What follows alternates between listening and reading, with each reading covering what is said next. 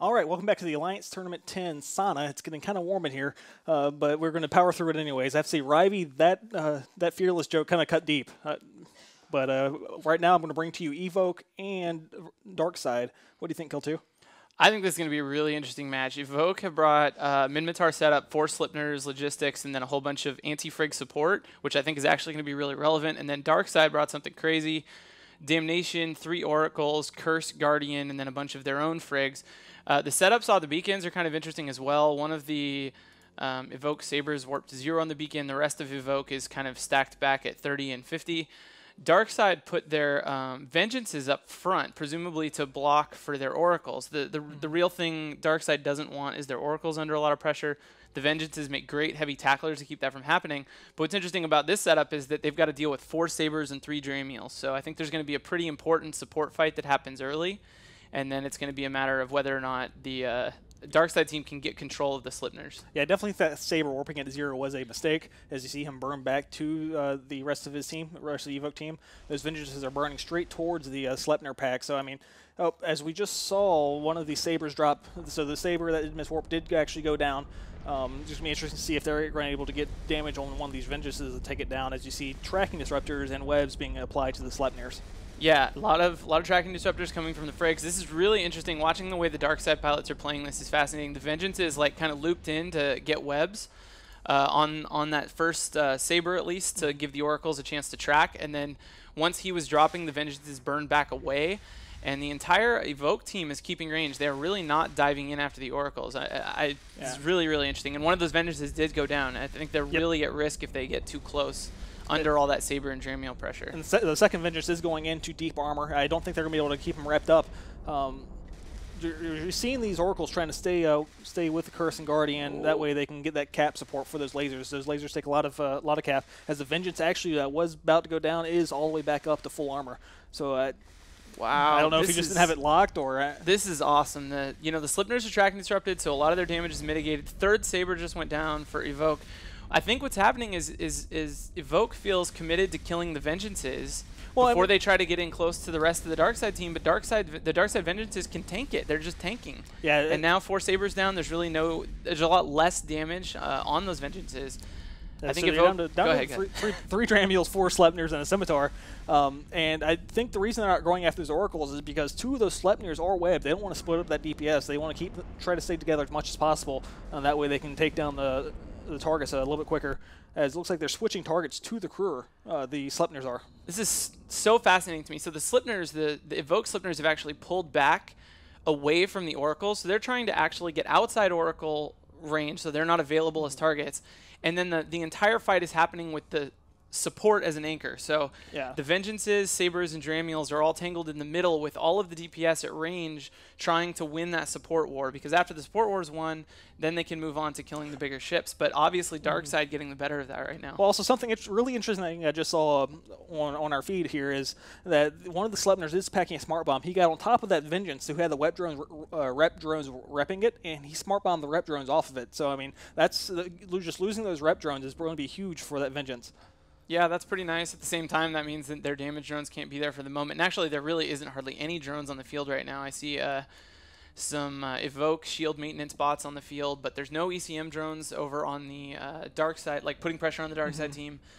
There goes the first Dramiel. So DarkSide holding strong after losing that first Vengeance. The Kruor's thing up, and they're picking apart this support slowly. And then after that, they can use the support they have, the Vengeances, to go and lock down Sleipnirs 1 by 1, or the Scimitar if they want to. I'm really, really surprised at how well these tracking disruptors are keeping the DPS off these frigates. I mean, just these tracking disruptors look like they're lowering the damage immensely. Yeah, they definitely are. If the Sleipnirs are under no tracking disruption, they probably are almost able to alpha through Vengeance armor. But Vengeances get that armor bonus. They have extremely small sig. And they're getting a lot of reps, and they're just straight. I mean, I'm sure they're taking some damage from the Sleipnirs. The Sleipnirs would move closer and slow down if they weren't. Well, we're down to 1 Dramiel left, 4 Sleipnirs, and Scimitar for Ev0ke. This is, wow. I mean, I definitely expected these frigates to go down so much quicker.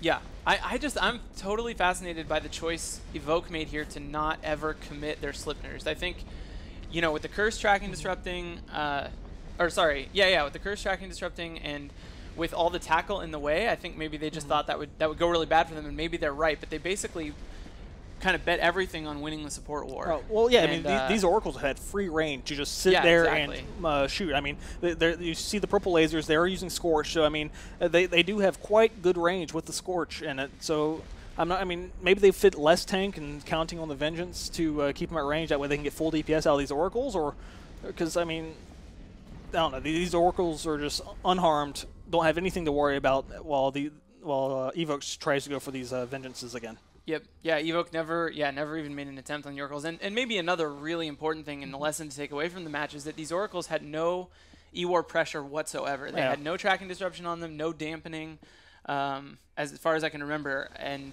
that just means they were able to, you know, do their job really easily. They never really had anything stopping them.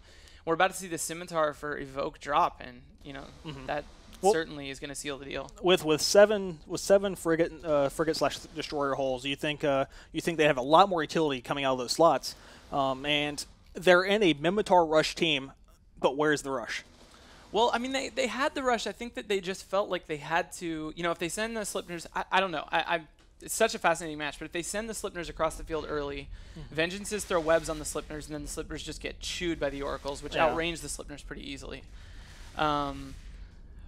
But yeah, at the same time, they commit to the Vengeances, and they end up wasting tons of time, potentially not killing anything, and even if they are killing stuff, they're taking a lot of damage in the meantime. So Scimitar down for Ev0ke now, first Slipner dropping. DarkSide definitely have a lock on this, and this is certainly a strong message to everybody that says DarkSide is weaker this year. This looks very dominant. I definitely have my doubts, but it looks like Faffy Waffy, who's I think the team captain this year for DarkSide, is doing a fantastic job. I mean, this is a great setup. And I don't know, maybe the saber, or not, the saber warping to the wrong beacon at the wrong range maybe set them on the back foot at the beginning of the match. So I'm not really not sure. Yeah, I mean, that's certainly not ideal, and it's always possible there's a reason for that we don't know about. But yeah, that did seem a little weird. I just think that they maybe had to.